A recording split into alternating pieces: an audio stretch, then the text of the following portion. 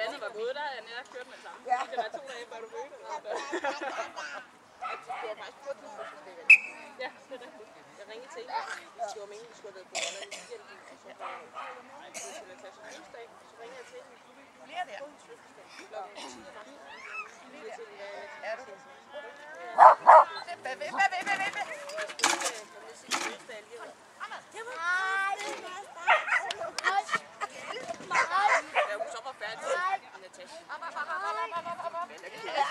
Jeg skal føde.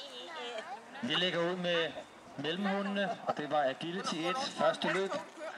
Der skal vi se 400 førere, og på førstepladsen der skal vi se Annette Thøgersen med DJ. Husk målsætning, Susan. Så først natten til lørdag.